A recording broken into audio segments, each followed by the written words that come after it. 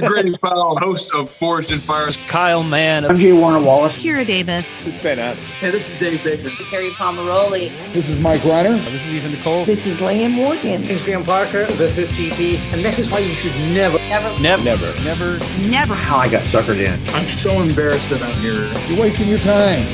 You got better things to do. Never listen. Those darling, yummy Reverend and the Reprobate. Hey everybody, welcome to the Reverend and the Reprobate. I am Lucas Pinkard. I will be playing the part of the Reverend today, as always. And with me, just to my left, your right, across your radio dial, is the man, the mirth, the legend. It is it's Colton Templin? Colton Templin. Colton Templin will be our Reprobate today. Yeah, from the 3 very long episode Homegrown podcast. Yeah, but also from many of our listeners would know Colton as, hey, Colton, do your trick. That is me. I'm the do your trick. Yeah, and go ahead. What is it that we would have you often do? How is it that our listeners would best know you? I think episode 3, about 5 minutes in, would tell them how they know me. Episode 3, 5 minutes in was 2 years ago. Nobody's going to go back and see that. Tell us the story that is most recognizably attached to this voice for our audio listeners. So, here we go. I worked with the guy that used to tour with Michael Jackson. Yeah. Yep. That one. Yep. Mm-hmm. And. Whoa, careful.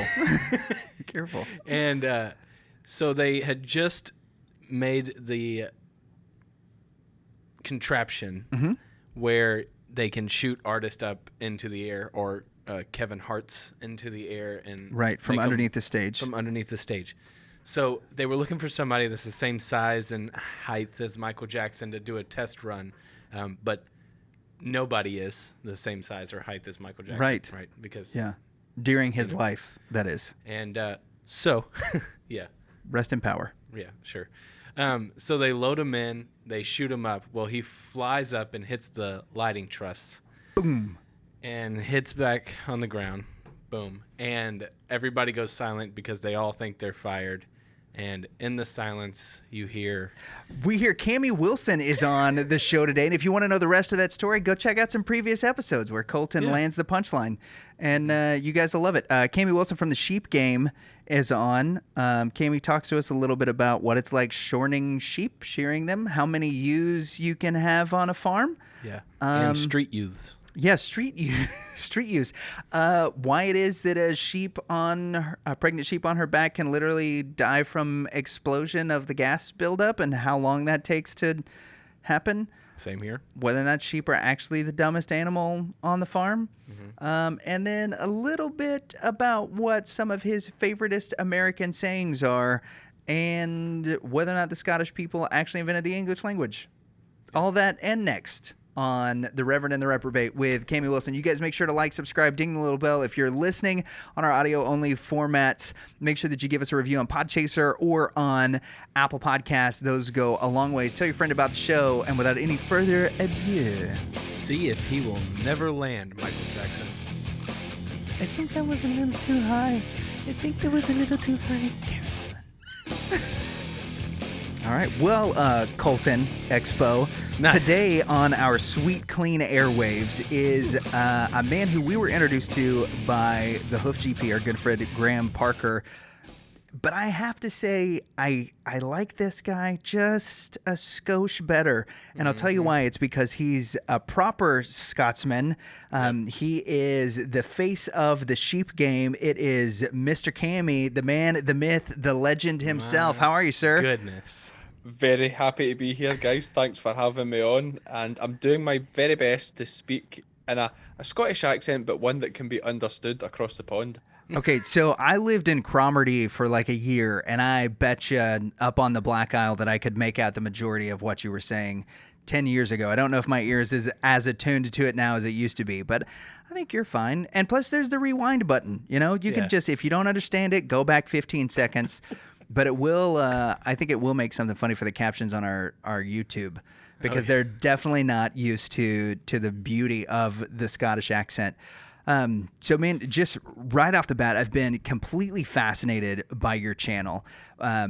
it's crazy, all of the things that you're doing with sheep. Graham kind of told us a little bit, though, that your background is not really in farming necessarily, that you had like a law enforcement background of some kind.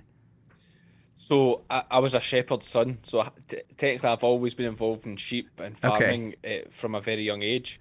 But I did, at the age of 18, I joined the Police Scotland, as it's called here. Okay. And I was a police officer for 12 years. Quite very random fact for a guy that's YouTubing about sheep. Okay, so like was that just like Police Scotland, is that equivalent to like our local police, or would it be like the equivalence of like our FBI? Yeah, that would be the equivalent to your local police probably, but Right the on. whole of Scotland used to be split into 5 different police forces, and now we're just one big police force, all about saving money, of course. Right, yeah, naturally. Okay, so so you're now more we're like Police a Scotland. you're like a state trooper or like Walker Texas Ranger. You are Scottish Chuck Norris. Well, I was actually CID, so I always like to think I was a bit like the other guys. You know, like Mark Wahlberg kind of style. Oh, yeah. Will Ferrell. For Despot. sure. You still have the wooden gun that you can hit people with.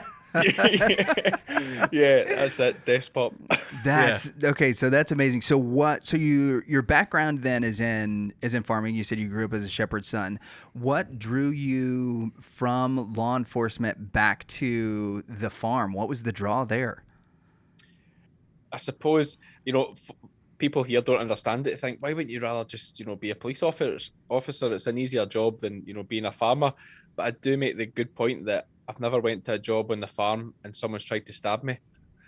So, Okay. the sheep really talk back or shout abuse at you. It can be difficult, but they're never usually that bad. Right. And just after doing it for 12 years, and on the side, I was slowly building up this my own sheep business, and it got to that kind of tipping point where actually I was making more money from the sheep than I was from the police, and that made it easy. And YouTube was a big factor in that as well, and that let me make the jump to being unemployed. Nice. As I am now. Which is a beautiful thing. I'm curious. So you've made the jump now. YouTube is part of it. How do you describe what you do before we talk about the YouTube element of it? Because when we think of stateside, when we think of shepherds, we think of either people from Scotland or people from New Zealand, right? Because those are the only two places that we think sheep come from. And then on top of that, we think of a farmer as like he tends his sheep, he deals with everything day in and day out, but you actually go to different farms. You have a lot of sheep that you take care of. So kind of describe what an average day looks like for you. And then I kind of want to jump into the YouTube stuff. Yeah, no, definitely. My version of sheep farming is probably quite different than most here in Scotland because I do a lot of contract work. So I will do. I'm a sheep farmer. I have 1,000 ewes of my own. I have 1,000 sheep, breeding sheep. But I also contract shear. So I shear around 30-odd thousand sheep. I only shear about. Well, last year I showed 19,000 myself, but I'll have other boys help me to do the rest of them. And we do that in farms all over Scotland and the north of England. And I also do like pregnancy scanning for the sheep as well. Right. Which is the best thing ever to watch. I found that on your Instagram the other day. Like they were just running in there and you were going like this and painting them. And I was like, I went over to my wife. You have to watch this. This is the coolest thing ever. She's like, I don't get it. That was the craziest video because it ended up getting like 4 million views or something like that. Yeah. And like Lad Bible messaged me to license it and stuff. I don't know nothing's ever came of it yet, right enough. But and the annoying thing is you spend hours editing these YouTube videos and then that was just like one single clip of me sitting in the trailer and folks seem to find it absolutely fascinating. Yeah, well, cool. it is absolutely fascinating. So Colton and I are both about to become dads, right? So we think that we have this now unfounded expertise in sonography. Like we think that now all of a sudden we know how to do this. And then seeing that video, I was like, I don't know what's happening right there. That thing's got way too many legs. Yeah. He forgot the gel. Congratulations Thank to you you. lads. Thank you. I've when was it, September last year I became a dad, so we've got an 8-month-old. Okay, so what advice would you give us as first time dads? Get yourself a good woman that'll be able to keep you right. That's what I've done. Okay, I think Too we're late now. both. You've obviously made your bed. Yeah, you're gonna have to lie on it. Yeah, I think we're set there. My Yeah. brother's advice to me so he was the first person that we told whenever we found out we were pregnant. And my brother, I called him, and he's got a small farm, and he was holding his little baby, and she was about the same age. And I was like, yeah, so we're so excited, we're pregnant. You know, what should I do? And he goes, give up. Just whatever it is. And he's like, just give up. I was like, what, like on what? He goes, all of it. Your hopes, your dreams, just give up. He's like, it's over. I was like, well, that's fantastic. And thus far, that's been really great advice. So I must admit, there was a forward. few nights about the sort of 3-4 month stage where we were getting absolutely no sleep. And I felt that exact same way. Like, it's over. It's over. I have no energy left to do anything. Sell all the sheep. We're done. Yeah, we're done. Okay, so you said you shorn, right? I'm guessing that's the proper terminology. 19,000 sheep on your own, and that you had a couple of boys that helped you to do 30,000, but that means they're only doing, these couple of lads that you have that help you out are only doing a third of the work. You're doing the majority of it yourself, which is pretty impressive. Before you... Yes. Yeah. In fairness to those guys, right enough, they'll go off and work with other people as Okay. well as me. So I'll just get them in for the big days. Right. And then, I'll do a lot of the rest of this sort of stuff myself. So in fairness to those guys, they'll do quite a lot of sheep as well. I make Gotcha. it sound very good, though. I like the way you spun it. That Well, was really thank good. you. Yeah. That's part of our job here, is to make you look as good as possible. So Yeah. Well, the other two were English, so obviously the two English only do one. It's a 2-to-1 ratio when it comes for to sure. shearing for a Scotsman. yeah, absolutely. That's no doubt. They don't have the Denny stones in England. Those are Scottish stones, right? They don't have that stuff.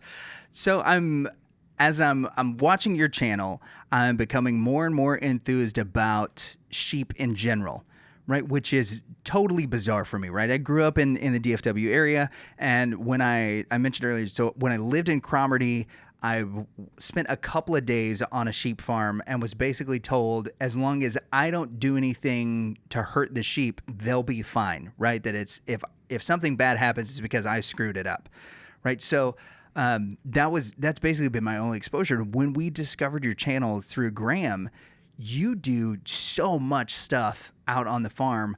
What was the first, I guess, kind of spark or inkling that you thought, hey, you know what? I need to bring a camera and start filming this. And how did the YouTube channel get started?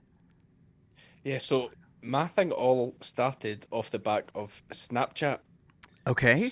So this was 4 years ago now. And in the farming community here, there's a real group that use Snapchat because you can put all your worst things on Snapchat. Right. And I always say social media in general can be quite a negative thing because your Instagram, your Facebook, it's all, look how amazing my life is. I'm on holiday. I'm, buying this nice car. I've got this nice house. It's all great. But Snapchat, you could put all the worst things because you're only your close friends were seeing it. Yeah. And then only for 24 hours. Exactly. Yeah. So in the farming community, you'd have something, say some disaster and something might have died, or something's got stuck somewhere and you have to get it out, or a fence has collapsed, or the tractor broke down. All these kind of things you'd share on Snapchat, and I was perhaps more enthusiastic about it than others, and would have quite animated stories talking through how things were going wrong every day. And someone just said to me one day, there's a chap in the UK who's one of the biggest, well, he probably is the biggest out with Graham, called Tom Pemberton. Mm-hmm. So Tom Pemberton Farm Life's his YouTube channel, and someone said to me, have a look at this Tom Pemberton guy.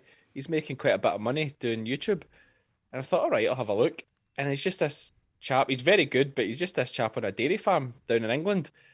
And I thought, this guy's just on the one farm doing stuff. I thought, I go to hundreds of farms and do loads of different jobs. I thought, surely I could have a go at this. And of course, I saw that he was building sheds and buying tractors and obviously making a good bit of money from it. So I thought, money. Yeah, right. Let's have a go.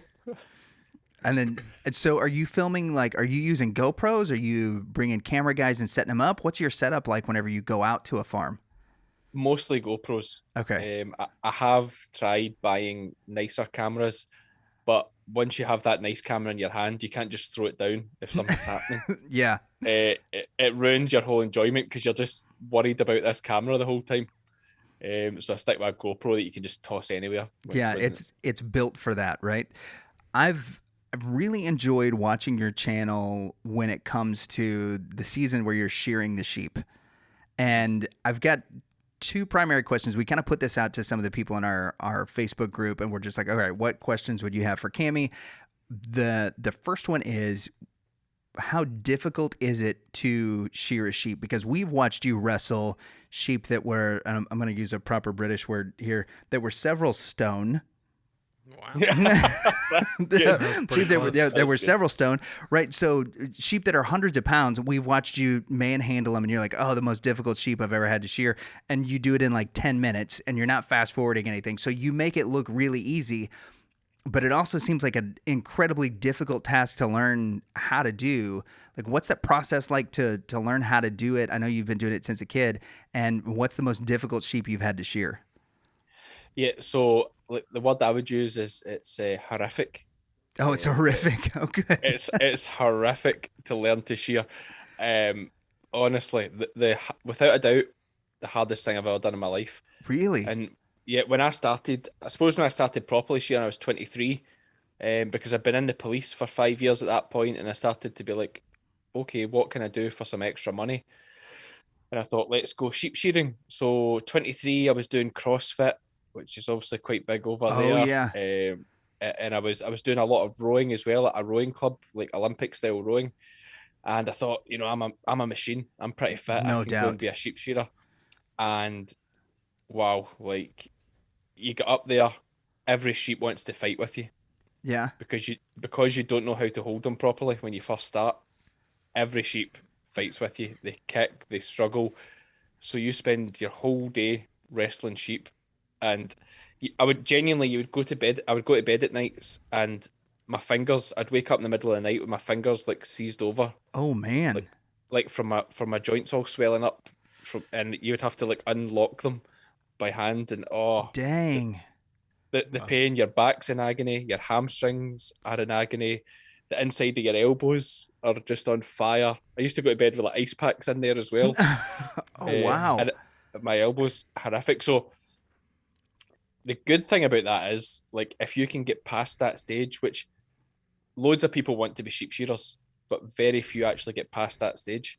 Yeah. I suppose it's kind of like, I spoke to somebody about it before. I suppose it's kind of like how they advertise, like the SAS or like the Marines, or Navy SEALs probably for you guys. Would that be the same? Yeah. Like G.I. Jane. I always think of like G.I. Jane, the movie. I shouldn't, not talking about the Oscars or anything here. Yeah, I was going to say that's a good way to get slapped. Yeah. I was so naive to that whole thing when I first saw it going viral, man. and I watched it, and it's Can't Wait for G.I. Jane 2. I was like, oh, class. I like G.I. Jane. I'm looking forward to a sequel. It wasn't till after I realised about the hair thing that I got it. But so I always say that shearing is like that brutal training. It's like there's this bell that's there to be rung if you can't do it anymore, and like there's very few people get through that first sort of batch of training. But once you do, like, you can make a lot of money because you will never be out of work. There's so few people doing it, you will always get work. So I'm so confused by something you said, that you don't know how to hold the sheep. Like when that completely blows my mind, because it does seem like, I know, so we raise chickens, that there's a way that you can like flip a chicken over and you kind of pull gently on its legs and you can put the chicken to sleep. We do the same thing whenever we train our bird dogs to hunt quail. We use homing pigeons as kind of a training thing. How do you lull a sheep into submission so that it can be shorn? Yeah, it takes, at first, because I'd worked with sheep all my life, I thought, be a dodo. Well, I knew it would be hard, but I didn't think it'd be that hard. I thought, you turn the sheep over on its bum and you work round, a bit of footwork, positioning. No, it was like, do you know what I describe it like now? It's almost like it has to be second nature. But like anything, for something to become second nature, it takes a long time. Right. So now to me, I just know I can sense when a sheep's going to wriggle, and I can reposition myself to make her more comfortable, or I move my feet without even thinking about it. Whereas before, the sheep would just start kicking, and before I knew it, I had to like quickly grab her, and then you're wrestling with her to get her back in that position whilst trying to hold this blade that's going, at 3,200 RPMs or whatever it Oh does. man.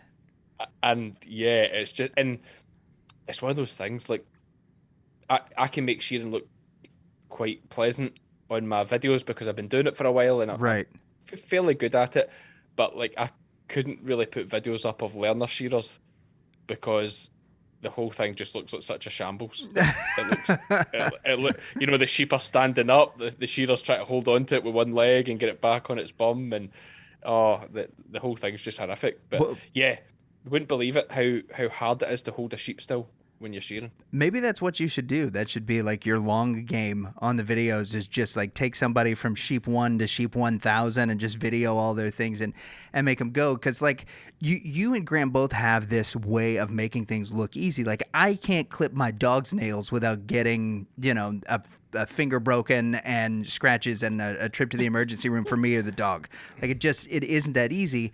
But you make this look so effortless. And so you said a lot of it is just like becoming familiar doing it. Why was this, you said you did this starting at 23. Is this something that most shepherds don't do themselves on their own farm? Do most of them hire somebody to come in and shear their sheep? Yeah, there is very few that do it themselves these days. But back in the days of the old blades, where it was, just a big set of scissors. Right, yeah. Farmers would all work together and do each other's sheep. So, you'd maybe have 15 shearers go in and they would all be shepherds, and then they would go to the next farm and the next farm and help each other in the community. But now with, motorised shears, and I suppose the big factor is just how difficult it is, because if you have 1,000 sheep, by the time your body's getting almost kind of used to the shearing, you're finished. Oh, wow. You start off, it's sore, and then just when you're sort of getting into it, that's you finish. So you've suffered all the way through, and then maybe your last 100 or so, you're starting to get into it, over the 10 days or whatever the farmers do. Plus, you have to roll the wool if you do it yourself. You have to get the sheep in, you have to doze them. So now farmers just like to get a team of us. We usually work in a team of 3 if it's a big day. But they like to get us in, get it blasted, get it done, and they can focus on other jobs. How many sheep can you do in one day? My biggest day is 470. Good grief. But for reference, I believe the world record's like 700 and something. What? Jeez. Yeah, mental. So, like, how long of a day is that? Is that like, sun comes up at 6:30 in the morning and goes down at 9:30 in the evening, and you're shearing the entire day? My 470 was a long day like that. But don't get me wrong, we had to move the trailer 4 times, so actual shearing time would probably have been about 9-10 hours. Right. But like that world record, that's 9 hours exactly, because they do it New Zealand style. It was set in England a couple of years ago, but they do it New Zealand style, where they do like 2-hour runs, then have a break, 2 hours lunch, and so on. Wow. So that a guy called Matt Smith, just unbelievable, like 40 something seconds per sheep all day for 9 hours. 40 seconds a sheep? Wow. Yeah, it was like 40. I think it was something like 46 seconds per sheep. That's in, catch it, shear it, and wool away. 46 seconds per sheep for 9 hours straight. Grief. Man, I have a hard time getting off the couch. I can't get to the fridge in 40 seconds. Right? Yeah. I got to rock for at least a minute before I can get up. Yeah. Yeah, that was what somebody was talking about watching football, and they were like, "Yeah, I can't see the kickoff because it takes me more than 10 seconds to turn around and run to the fridge, grab a drink, and then come back." Yeah. That's absolutely insane. 40 seconds a sheep. So That's crazy. there are several different kinds of sheep that are featured on your channel. They seem to have different kinds of wool. They obviously have different looks to them. Do you have to use different techniques with the different kinds of sheep, or is it basically the one technique all the way through? Generally speaking, it is the one technique, but I heard you use a phrase I use, like the hardest sheep I've shorn. Yeah. And I believe that was by the Swiss Valley Blacknose Yes. sheep. which are just ridiculous. I think you do get them in the United States now. They've been imported from Switzerland, but they are just something else. They have wool everywhere, even between their toes. They've got wool. They are very difficult to shear. Yeah, because you were in that video, you're looking at like around the ears and stuff that you're having to shear on these, which was really impressive. And then so I told you my brother farms this, so we looked them up to see not only are they very specific to like this one region, but the breeding standards. And that's something that I didn't consider. I mean, I guess in all livestock, it's kind of like that there's these breeding standards, but the breeding standard for that particular sheep is insane. Of like what it can and can't have, which ones are allowed to breed and continue to be, in the breeding pool. And so let's transition a little bit. You shear the sheep, but you also work with, now is it called lambing? Where you're like helping, okay, so you're doing some of these lambing, you're helping to birth them. Are you also participating in like helping other farmers like connect so that they can meet breed standard? And what is that whole process like for you? So generally speaking, in the UK with the breed standards, there's actually only a few breeds that have these breed standards, and it's usually ones that have specific markings, like those Valley Blacknose from Switzerland. Right. Those have specific breed markings. A lot of the other ones, it's all about shape, conformation, muscle. We are producing none of our sheep here are produced for wool. They're all just for producing meat. So we're looking for, all the time, big, strong, meaty lambs. Right. And generally these pedigree breeders doing expensive sheep, generally they're looking for the meatiest, who can produce the meatiest, most solid ram possible. Right. To make the big money, because I'm pretty sure, I know you guys can run us close with the big auctions, but I'm pretty sure we had a ram sold here for £350,000. Good grief. I'm sure that was a world record at the time. Yeah, no doubt. Yeah, see, so where we're at in Texas, so we're in the Dallas-Fort Worth area. So over in Fort Worth, we've got the livestock auctions, which will have some sheep and ram, but we're primarily, like, this area is all about beef. Right, so but the breeding process, it sounds like, is the same type of thing, where it's, who can grow the biggest, meatiest looking, bulls and cows in order to make sure that their offspring are like that. And we've got, the Black Angus, and then now we're getting some of the Kobe bulls are now starting to come over that are being crossbred. So you said that they're not bred for the wool, but I think in the mind of most people, that is what a sheep is used for, right? Over here in the States. Yeah. So what's that process like? And is the wool even a profitable part of raising sheep? No, it's a good question. And even when I worked in the police, so other Scottish people like myself, they would always just ask me, I take it you just keep these sheep for the wool. Right. And I'd be like, no. I mean, the wool hasn't been profitable off sheep probably for 15, 20 years at least. Really? Wow. Yeah. It's a major cost to the farmer here. So for an example, most sheep I would charge £1.50 to shear.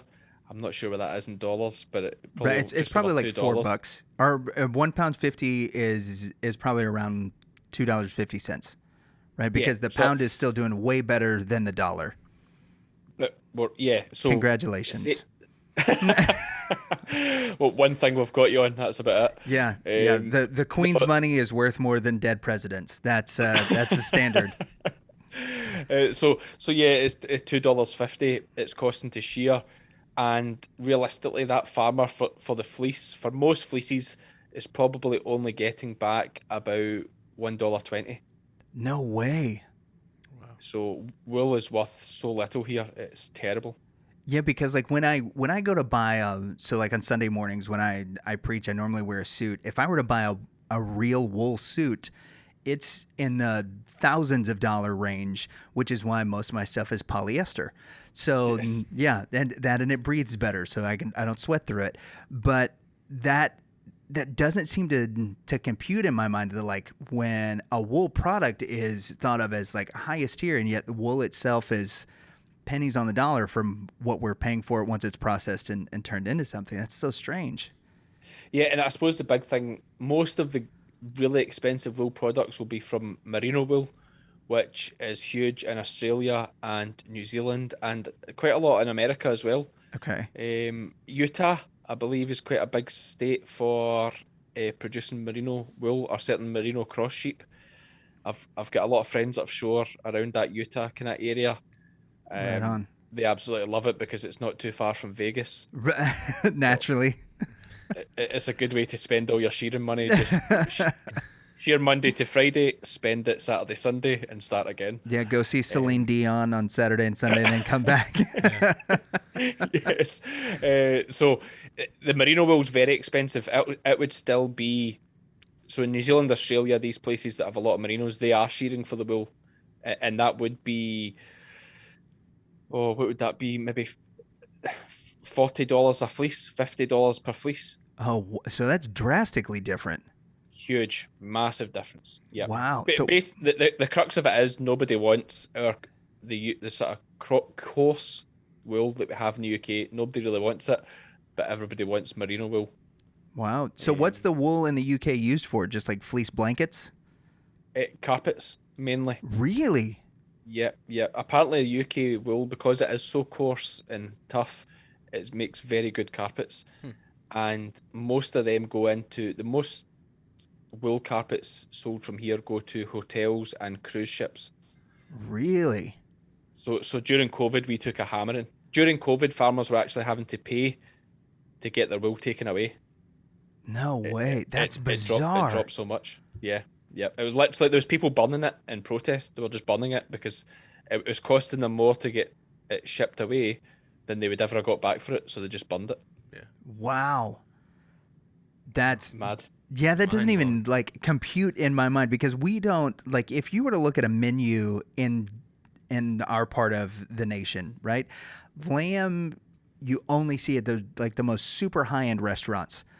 Right, so the idea that you could make a profit off of lamb for meat is something that just doesn't even compute. Well, what you're talking about here, to not to bog down too much with logistics, is like having the sheep shorn, then paying to actually have that wool taken off so that you can harvest the lamb. Like, how many times during a ewe's life will they have to be shorn before they're able to be harvested? So a sheep will be shorn. A breeding sheep will be shorn every year, every Okay. summer, which for us is sort of June and July. Right. But her lambs won't be shorn. Generally speaking, her lambs won't be shorn before they are slaughtered and put into the food chain. And Whoa. we do the sort of plead poverty side of things with the wool, but like lamb is worth a lot of money just now. Right. Every lamb.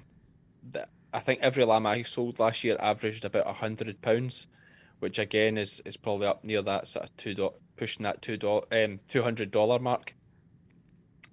So wow, yeah, it's good money. Yeah. Okay. So that's a pretty good balance if you harvest the lamb, which it definitely sounds so sad, but it's so good. It's so delicious. So good. Yeah. It pays my bills, but no, I love lamb as a meat product, and obviously I love them as an animal. Right. But in Scotland we've just got the perfect terrain for sheep because, as you'll know, we're mountainous. We have a lot of rough, hilly ground, like all the things you see in the postcards and the video reels of Scotland. It's hilly. It doesn't suit cattle, most of it. Right. Because it's not good enough grass for cattle. So we stick sheep up in the hills and they make us this great product, which is lamb. Yeah, which is, again, absolutely delicious. Yeah, Yes. there's just no two ways about it. So when you're lambing sheep, if I'm using all my terminology right, I'm trying to remember all the captions I've read from your YouTube videos and all the details, in the drop-down menu. So as you're lambing sheep, like what is that process like for you? Because you're doing this out at other farms as well. Like the work that you do is in pretty high demand. It looks like all over Scotland. So we've talked about you kind of doing the sonograms. Like what's different, I guess, between like the lamb birthing process and like what we've seen in, Ace Ventura whenever he came out of that rhino?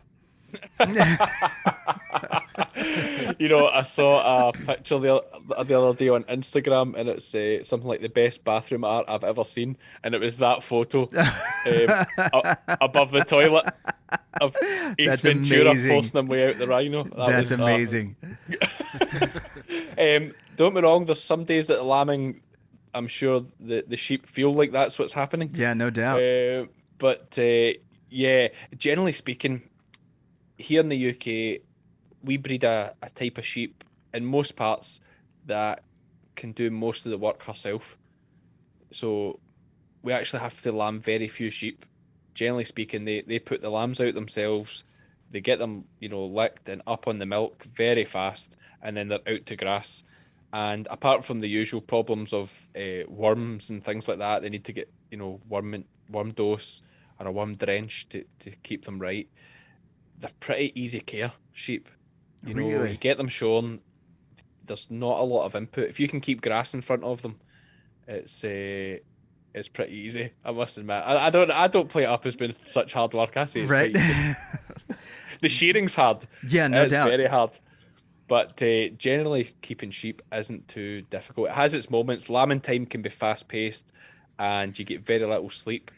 But Right. once they're out on that grass, feet up, start doing podcasts. All these kind of things. Perfect. So thanks for being on our podcast since you didn't do anything today, it sounds like. So I have a question. You drove past one on a video I watched, and it was laying down. You're like, oh, it's laying down. I better go get it up. Can they not stand up by themselves? Or am I just missing the point? What was that one? Was it stuck on its back? I think so. Yeah, either on its side or on its back. Yeah, so I do a lot of that because when the sheep get heavily pregnant, they're quite a bad design, but that's probably our fault because we've bred them to be the way we want them. But when they get heavily pregnant, they sit down for a sleep, and then as they relax, they roll over too much, and then when they wake up, they're like, "Oh my god, the world's upside down," and then they're like a turtle on its back, or a tortoise, I should maybe say, on its back. With its shell, and it's just legs flapping in the air, and the sheep can't get herself back over. Oh no. And the way her organs are inside, they can only be like that for about 18 hours, and then the gases build up and they die. Whoa. Oh, it's crazy. Like, they're so badly designed, so they get stuck like that, and then it's Who's like out here only a matter of time creating before they die. Yeah. That's crazy. And that's when the hero shepherd comes in and rolls her naturally. back over. Yep, you put on your cape and pull your truck over and then just go and save the sheep. So there's kind of a stigma of sheep, and this probably comes from loads of people watching videos of sheep doing like dumb things. Like there's a famous video of a sheep that guy pulls out of a little crag that's opened up, and the sheep turns around, jumps back, and then jumps right back into it head first, and it gets stuck in a worse position than it was in before. The idea that sheep are really stupid animals is something that's kind of permeated culture. Is that true? Like in comparison to other livestock in general, are they really this kind of dunce animal, or are they smarter than we give them credit for? As someone who champions sheep, I would love to say that they're smarter than most other animals, but I honestly don't think they are. Okay. I think they make great mums. I think they are clever at breaking out of places. They're very good at finding holes, but I suppose they've got nothing else to do all day other than wander around the fence looking for a way out. But compared to like a cow, I would always say a cow is that little bit smarter. In my opinion, I just think sheep are pretty much just flight all the time. Oh, really? Like that video you were saying where the guy pulls the sheep out, even though he's just helped it, the sheep is just constantly thinking run, and they don't really think where they're running. They just know that nature's telling them to run, so they Right. just run back into the hole. As that one did. Yeah, just get restuck. So when you're working with sheep, that's obviously something that is difficult to do if flight mentality is the only mentality they have. And so a lot of farmers we've seen use border collies or shelties or things like that. Are those animals that you get to work with on your farm? Do you have herding dogs there, or do you just mostly you and the 8-month-old go out and take care of it? No, we do. He's not quite at that state. That's the long-term plan. is Right, that I yeah. just send him out round the sheep. Yeah. But we're working on that. But no, we've got 3 border collies. And again, Scotland has a real heritage of good working sheepdogs, being such a big sheep country, I suppose. Just about every sheep farmer has one. And that is where the benefit of the flight thing, at times it can be annoying, like we were saying earlier, but the flight thing's very handy when you have a dog and you want the sheep to go somewhere fast. It makes the thing very easy. That's so cool. So when you're going from farm to farm, are the commands for the dogs like basically the same? Or is the farmer the one that's like helping to bring the sheep in and calling the dog to go and perform those behaviors in order to bring the sheep in? Yeah, so the dog generally will only really work for its master, if you like. Okay. Some dogs, if they're experienced with various masters, will work for other people, but like my people would find it very difficult to work my dogs generally, just because they don't only go by the commands, they go by the voice. Ah, gotcha. Even the sound of the whistle, a lot of them work off of whistles. Even if your whistle, it can be the same whistle, but if it's just a slightly different tone than they're used to, they won't even react to it. Wow. So they're clever animals like border collies. I absolutely love them. Like I absolutely love them. It's just like working with your mate all day to go all soft about it, but you Right. know, they're just a great. The things you can get them to do is unbelievable. Yeah, they're certainly one of the smartest dog breeds. Like we train German Shorthairs, my family does, which are primarily used for like upland bird hunting. But we can take our dogs and give them to anyone, and as long as they know the commands, the dog's just going to go and work. But there are a lot of people, I think, that get border collies because they're such a great family dog as well, but they don't realize the energy level that those dogs have, and that they want to, like, their drive is to constantly be working. Like, one of the rewards for the dogs is to put them out and let them go work and herd the sheep. But they're known for being like really mischievous dogs stateside. You know, when you were living in a suburban area, like border collies, they're the dogs that dig up everybody's gardens. They're the ones that get out, like they're finding ways over the fences and all of that stuff. When you have them working in an environment all day like you guys do you still see that mischievous side of them, or are they really focused in on their jobs? I know exactly what you mean. Yeah. And I have friends who have border collies in the house, and they are absolutely wild. Yeah. Like you say, they just constant energy. But generally speaking, with my dogs, they're just looking at sheep. If there's sheep to be seen, they'll just look at the sheep the whole time. So they're not like running about doing anything. They'll literally just stand and stare at the sheep and wait for me to say something. Like they're just that kind of honed in and focused. I mean, even my main dog is called Meg. Like people could have dog biscuits. You know, if there's sheep to be and they're trying to call her over or give her pet her and give her a dog biscuit. But if there's sheep to look at, she won't even look at them. Really, just won't even pay attention to them at all. Not at all. She's just like, that's good, but I'm wanting to work with these sheep. That's so cool. Awesome. Yeah, I've been trying to tell. I get a little sense of pride every time. I'm like, I've been trying to tell my dog, because I was watching your video and you said lay down. So I've been trying to tell my dog lay down, and I guess that's why he recognizes my voice and I don't speak Scotland.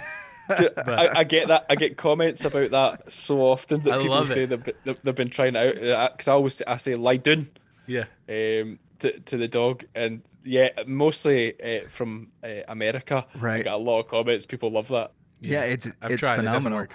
Yeah. Are you able to take your dogs to other farms, or do they only work the farm that they're on?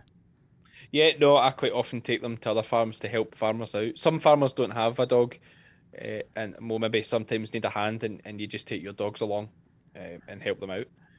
It's very common. What's that like when you bring, like Meg, for instance, to a farm that has another dog? Do they work well? Like instinctively, do they just start working together, or do they become competitive with one another? No, they don't always work great together. Especially if Meg's a bitch.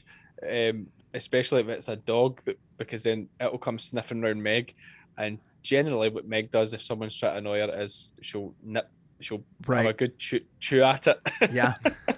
So when they first get there's a bit of sorting out the pecking order. to be done, but it's usually fairly harmless. You know, it's just as dogs do. She has a wee snap at it, and the dog realizes, all right, she's not down to.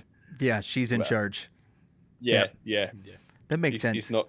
He's not getting any luck with her today. Yeah, so just leave it. That's the same whenever I put the wrong type of cup on top of the dishwasher, as I get like my hand hit, and then it's like, no, this is not. You're like, get out of here. You don't know what you're doing. And I was like, I was trying to be helpful. I just no. So the dog's definitely not named after Meg from Family Guy because she's not the head of anything. Shut it, Meg. Perfect. That's perfect. That was good. Wait, we end all of our interviews with a segment that we call Controlled Rowdiness. So these are just going to be some rapid fire questions which you can answer as short or as at length as you wish. There are no right answers, but there are several wrong ones, so be careful that you don't step on any of those landmines. And to get us rolling, I'm going to turn it over to Big Ton. What is going on? What's your first question, Colton? So my first question is, how do you not fall asleep while counting sheep? Do it standing up. Yeah. Yeah, That's the answer. I was Do it like, standing up. I was thinking the sheep standing up. I'm like, yeah, or they're going to get gas and die. Sometimes when I have gas, I feel like I'm going to die. Just kind of going back to that whole situation. Nice. What are your most favorite American sayings, and can you do them in an American accent?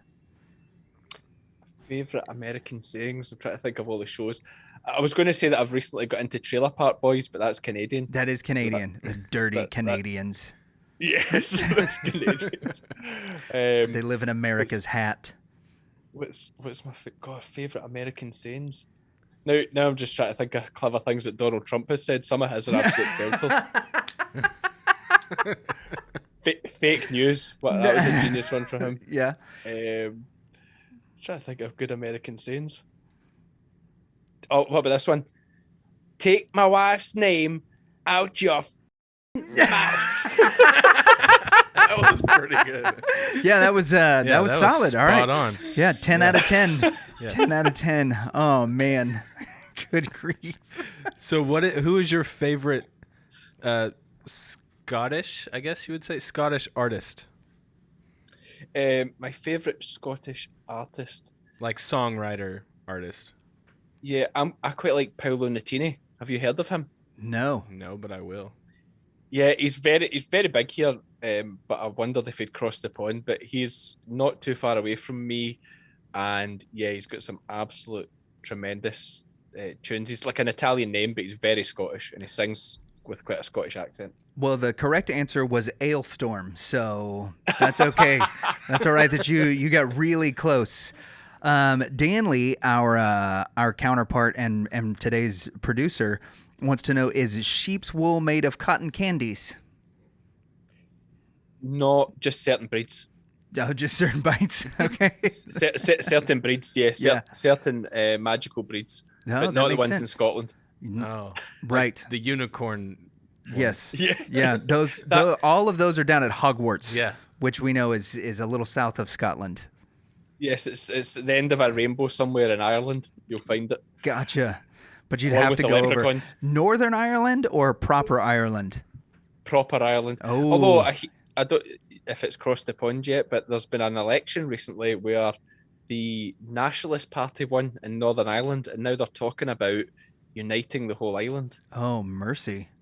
Which Wow. You thought it was just Scotland that wanted to break away, but it looks like that could be on the cards as well. The old folks in Nornarn have always been a little more aggressive. Yeah, there we go. That's a good way to put it. Yeah, I had a roommate that was from Belfast for a really long time, and so we lived in Canada, and everybody thought he was really aggressive until I got there, and he was like, "You Texans are so arrogant and so aggressive." And I was like, "What are you talking about?" He's like, "You make eye contact with me all the time." I was like, "That's what you're supposed to do." He's like, "Not unless you want to fight. We don't make eye contact with anybody in Ireland unless we want to fight them." It's like, "Oh, well, that's good to know for whenever we cross over there." Yeah. You're up, Colton. He's got a whole list of questions. I have to look through them. Why is E.T. so what? This question was asked by Danley, but I'm made of questions from the question. Well, who's your favorite American artist? My favorite American artist. Here's a question: is Billie Eilish? Is she American? We'll give it to her. No. Billie Eilish, I think, is she- from like Australia. Oh, is she? I Maybe. wasn't actually going to say she's my favorite, but that question came in my head yesterday because I watched a carpool karaoke with James Corden, who is very good. And I always thought she is American. She's an American singer-songwriter. I always thought she was British because she did the James Bond song. Right. But obviously not. So I like. Here's the next one that might make a fool of myself. Is The Weeknd? He's American. Oh yeah, no doubt. Yeah, Absolutely. He's probably my favorite. Nobody would run through a house Canadian? full of mirrors if they weren't American and willing to shame our entire country at halftime during the Super Bowl. Mercy. Maybe. Aye, yeah, he's good. He's got some. Okay. Because you can't feel your face when you're with us. He's got some saucy lyrics in there. He's some boy. Yeah, no doubt. So, what 3 phrases, whenever we go to Scotland, what 3 Scottish phrases should we learn? So a good one would be, "You all right, mate?" So that's just asking somebody if they're okay. Okay, you're right, mate. That was terrible. good. That was good. All right, 1 in a row. I thought he said it Okay. again. That's Yeah. how good that was. Another one is "Gonna no do that." Huh? "Gonna no do that," Gani which no mean- dera? which means don't do that. Oh, Oh, that sounds Spanish. I was gonna say, yeah, that definitely sounded Spanish. That's like I'm thinking like Anchorman there, like some sort of Spanish. yeah, for sure. "Gonna no do that" means don't do that. Don't do that. Okay. And another popular one would be "Hod your wisht," which is what you say to someone if they're saying something you don't like. You say "Hod your wisht," which means like shut up. Okay. Yeah, that seems like take your girl away from me. That's what it sounds like. That's what whole gibberish sounds like to me. All right. Last and final question. We've got some pictures of you where you have, let's just say you've got longer hair in these pictures than you do currently. Our moms always told us that we are who we hang out with. Is that where the curly hair comes from? Is just all the time spent around the sheep? Is they're finally rubbing off on you? I thought I just needed some unique look at the time, and I thought, what better for the sheep shearing guy to have his own woolly head? So I just let myself go and let it grow, and that is what we come out with, and it's something to look back on in later years and remember when I had a head of hair before this receding hairline Gotcha. came along. Yeah, Never just grow it, so I've got something to brush forward. Did the barber have to hold you a certain way in order to make you relax while he sheared your head, or was that? Yeah. Funny you say that. I'm sure actually the first cut I had when it was that long was one of my shearing mates took the was he shearers really? to it and had a go at it. Yeah. So I knew I was in safe hands. That's awesome. Cammy, thanks so much for your time today. Tell our audience where it is that they can find you if they want to check your stuff out. So if anyone wants to see barely legible, is legible the right word? Yeah, sure, legible is a good word. Yeah. Someone you can barely understand working with sheep, then check out The Sheep Game on YouTube. I have unbelievably 50% of my viewers now are from America, which is incredible. So thanks to the ones that are already watching, and yeah, more welcome. Yeah, my wife loves to listen to Cammy's videos. And she was like, "Oh, you spent all that time in Scotland and you still came back with your crappy accent." Yeah. So, Cammy, thanks so much for the time, man. We appreciate it, brother. Thanks for having us, guys. Yous are doing, I was going to say yous are doing great work, but yous are struggling a bit. I honestly can't believe there's some sort of production involved in this. How rough it all You is. might need to lay down. But hold your wish. Yes. Yeah, that's awesome. Thanks, guys. We'll see you again. Yeah. Cammy freaking Wilson. So this is your first time doing a quick debrief. Colton, what'd you think? He's awesome, and I've always wanted somebody to say in a sentence across the pond and actually mean it. Okay, so that was accomplished. It was, let me just say this, it was everything I could do not to have you do your trick. Yeah, thank you. But you had talked. You were a little nervous going into this interview. Yeah. So I decided not to give you that controlled rowdiness Thank question. you. But yeah, Cammy was fascinating. He talked a lot about what it takes to shear sheep, which I did think it was interesting. Growing up on the farm, that's not anything that he really did until he was 23. Right. And at that point, he'd been a police officer 5 years. He had, gone away from all of his upbringing. And it wasn't until he was an adult that he actually had to shear sheep, even though he grew up on a sheep farm, which I thought was fascinating. And I think the Instagram post that you saw, he was talking about the Lad Bible, asked to license it, and all this kind of stuff. Like, that just shows kind of the breadth of what he does. And these guys over there are almost like veterinarians, on scene, right? That a vet may be able to administer medicine, but these guys are doing. We would almost put it as there's like sheep midwives, which I'm sure that makes more sense to me than anything else you've said. Yeah, especially in our current situation, dude. Thanks so much for being on, filling in for Danley today. Thank you for having me. Absolutely appreciate it. You guys make sure that you check out Cammy's stuff in the show notes. Go check out the Sheep Game.